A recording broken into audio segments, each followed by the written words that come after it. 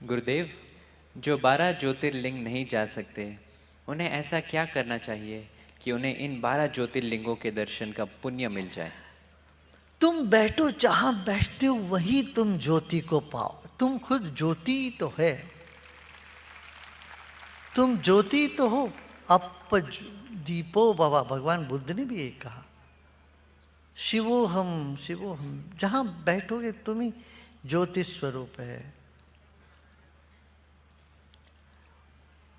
शिव जी को पत्थर के रूप में ना देखे, उनको ज्योति के रूप में देखे, इसीलिए ऋषि मुनियों ने ज्योतिर्लिंग कहा। लिंग को भी ज्योति के रूप में देखो बोला। ये कहानी ऐसी है पुराणों में, ज्योति का स्तंभ दिखा और उसका ना पैर दिखा, ना उसका अंत दिखा, ना उसका सिर दिखा। तब ब्रह्मा और विष्णु को भी शिव जी का रूप ऐसे ही दर्शन, शिव जी का ऐसा ही दर्शन हुआ जैसे ज्योति का पुंज, एक स्तंभ। तब ये कहाँ से शुरू हुआ ये देखने चले करके ब्रह्मा नीचे गए और विष्णु बोले अच्छा मैं ऊपर जाता हूँ। नहीं, वो रिवर्स है शायद।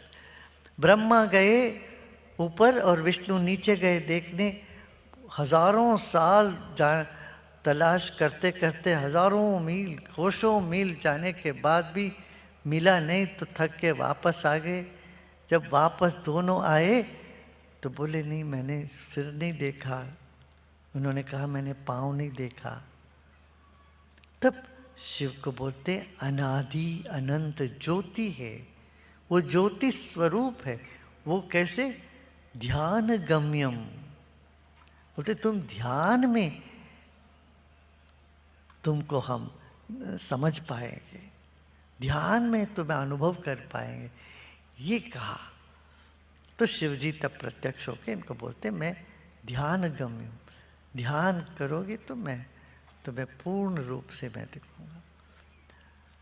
इसलिए जो अज है, अनादि, अज माने जिनका जन्म नहीं हुआ, और जो अनंत है, जिसका कभी अंत नहीं है, मृत्यु नहीं है, नाश नहीं है, ऐसे अविनाशी तत्व ही शिव तत्व है। उनको ज्योति के रूप में देखो, ये कहा गया है। और जहां तुम बैठो वहीं करो। देखो 12 ज्योतिर्लिंग का यही है कि भारत की जो अखंडता को दर्शाने के लिए रामेश्वरम से केदारनाथ तक,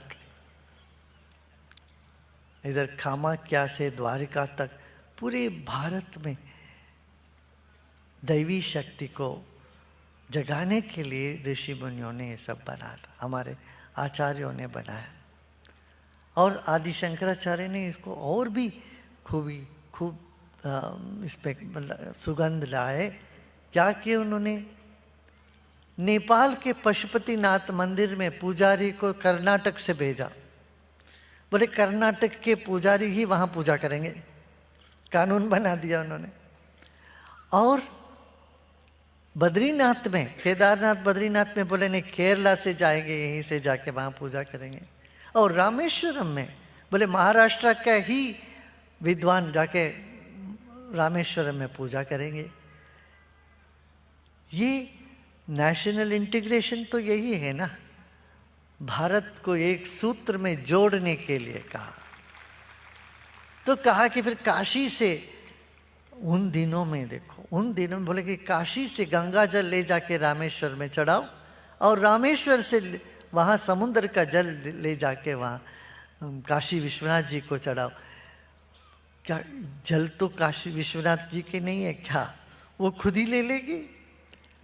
मगर ये प्रवासोद्यम को भी देखते हुए,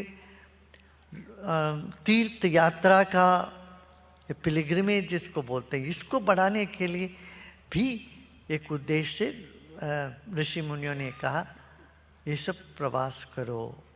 कि देखो प्रवास से ज्ञान की वृद्धि होती है। तुम एक जगह से दूसरे जगह जाते हो, कई तरह की परिस्थितियों को तुम्हें सामना करना पड़ता है, कई तरह के लोगों से मिलते हो, उनसे ज्ञान मिलता है, उनसे कुछ सीखने को मिलता है, क्या करना चाहिए क्या नहीं करना चाहिए ये बोध भी होने लगता है। इस कारण से भी कहा गया है कि प्रवास करो। हाँ? एक चार दीवार के अंदर ही बैठे रहे जिंदगी भर, कहीं बाहर गए ही नहीं, कुछ किए ही नहीं, तो फिर तुम्हारा व्यक्तित्व भी संकुचित बना रहेगा। इसीलिए तुम घूमो करके उन दिनों में बोला गया। आजकल तो तुम्हारे फोन में सब कुछ पता चल जाता है। आज की ज़माना अलग है। उन दिनों में ना कोई ऐसी कोई कम्युनिकेशन सिस्टम्स थे, तब घूमना फिरना ये सब कहा गया। किनको? युवाओं के लिए, मध्य वयस्कों के लिए। ये नहीं कहा कि तुम बूढ़े वृद्धाप्य में, वृद्धावस्था में जाके सब तीर्थ यात्रा शरीर को कष्ट दे के करो। नहीं, शरीर को कष्ट देना उतना ही पाप है जितना दूसरों को कष्ट देना। ताकि वो परमात्मा हमारे शरीर में भी बस रहा है, तो इनको कष्ट दे करके तुम क्या वहाँ जाके मंदिर में मूर्ति में जल चढ़ा के आओगे तब तुमको पुण्य मिलेगा? भूलेंगे, ऐसा नहीं है। जहाँ बैठो वहाँ पर स्मरण मात्र से तृप्त हो जाते हैं। भोलेनाथ इसलिए कहते हैं, वो भोलेनाथ की जो अदृश्य शक्ति। अच्छा, भोलेनाथ होते कैसे? अप्राकृत दिव्य मानुष रूप। मनुष्य में जैसी संवेदना है वो सारी संवेदना है, मनुष्य रूप है, मगर कैसे? अप्राकृत, प्रकृति से बनी हुई नहीं है, हड्डी मांस से बनी हुई नहीं है। कोई तो बोलते हैं कि अज्ञानी लोग, कोई तो मूर्ख के कहते हैं कि 15,000 साल पहले शिवजी बैठे थे कैलाश पर्वत पर। इससे बेवकूफ़ी चीज़ कुछ नहीं कहना कि समय में ईश्वर जी को बांध देना। वो तो अनादि है, अनंत है, नित्य है। 15,000 साल पहले थे कि अब नहीं है क्या? विकार, इस तरह से समय में जो परिवर्तन हो जाता है उसको विकार कहते हैं। विकार रहित है ईश्वर। ईश्वर में कोई विकार नहीं है, समय उनको छू नहीं सकता। ऐसे प्रकाश, ऐसे ऊर्जा नित्य है। हाँ, वो छिप जाती है। 5 कृत्य है ईश्वर का। क्या? सृष्टि, सृजन करना, पालन करना और प्रलय करना, फिर अनुग्रह करना और तिरोभाव हो जाना। तिरोभाव माने छिप जाना। ईश्वर ही सबके हृदय में छिपा हुआ है। जिस नजर से देखो तो दिख जाएगा। संतों से छिपता नहीं है, संतों से चिपक जाता है। ईश्वर संतों के नजर से छिपता नहीं। ऐसे ईश्वर प्रत्यक्ष रूप में रहते हैं। इतना ही जानो, 12 ज्योतिर्लिंग नहीं कर सके, कोई आवश्यकता नहीं, कोई जरूरत नहीं। जहाँ बैठो वही ध्यान लगाओ। ओम नमः शिवाय को तो यहीं पर अनुभूति होने लगता है।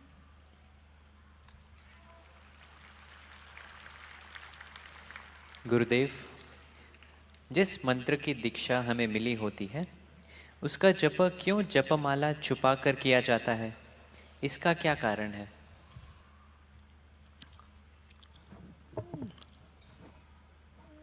जपमाला को छिपा के करने का कारण यह है कि तुम नहीं तो माला देख देख के करोगे, अच्छा और कितना देर होगा, और कितना बचा है। आपका मन बहुत हिसाब किताब वाला है, तो मन भागता दौड़ता रहता है और कुछ नहीं तो सलाखें गिनते रहते हैं इधर उधर के, या माला गिनते हैं, या छत पर क्या है वो देखते रहते हैं। नज़र इधर उधर जाए, कहीं नहीं जाके तो माला में जाए तो माला को देखते रहता है, अभी आधा हुआ, अभी और बाकी है, और इतने तो जपना कर पड़ेगा। नहीं, इसलिए माला फिरता रहे, आंख बंद रहे, मन अंतर्मुखी रहे और जगे रहे, इसको अनुभव के स्तर पर उतारे। ये अनुभूत विषय है, तो लोगों ने कहा मंत्र को, माला को दिखाओ मत। ऐसे कुछ कुछ शाखाओं में ऐसे कहते हैं, बाकी सब ऐसा कोई जरूरी नहीं है। यदि तुम अंतर्मुखी होने लगते हो, माला खुला भी रख, कोई दिक्कत नहीं। देखिए, अलग अलग संप्रदाय है, अलग अलग विचार है। कुछ कुछ संप्रदाय में इस तरह से करते हैं, बाकी में तो ऐसे जापते हैं। और आगे चल चल के क्या, अजपा जप में उतरना है। हाँ? माला कर का मन का छोड़कर मन का फेर, ये बात आ जाती है। कर का मन का अपने आप छूट जाती है और मन ध्यानस्थ होने लगते हैं। मन चलेगा जाप। तो उसमें भी श्रेष्ठ है, शब्दों में बोल के करना उससे बेहतर है उपांशु। उपांशु माने सिर्फ होठ हिलता है, शब्द नहीं बाहर आता, अंदर ही अंदर। और उससे भी मानसिक पूजा माने जहाँ पर कोई शब्द नहीं है, होठ भी नहीं हिल रही है, जीभ भी नहीं हिलता, शरीर नहीं हिलता, मन ही मन में मंत्र चलते हैं, वो सबसे श्रेष्ठ कहा गया। कल हम लोग सुनेंगे, शिव जी खुद बोलते हैं कि कैसे शिव की पूजा होनी चाहिए। योग वशिष्ठ में आपने पढ़ा तो होगा, योग वशिष्ठ में वशिष्ठ जी को शंकर जी का वो उपदेश है, वो कहानी शिव मानस पूजा कैसे होती है, इस पर कल अपना विचार करें। जय गुरुदेव। महाशिवरात्रि में मैं एकदम तल्लीन होना चाहता हूँ। मैं आसपास जिसे देखता हूँ सब बड़े तल्लीन रहते हैं। मुझे भी ऐसे आनंद का अनुभव कब और कैसे होगा? ये मैं मिट जाए तो आनंद ही आनंद है। कल ही हमने बोला ना, जो पागल हुए बिना पा नहीं सकते हैं उनको, तो पाने की चेष्टा छोड़ो, विश्राम करो। मुझे आनंद चाहिए, मुझे ये चाहिए, मुझे वो चाहिए, ये सभी तो बाधा बन जाती है फिर। और उनके जैसे मुझे होना, इनके जैसे होना, ये सब छोड़ो। ठीक है।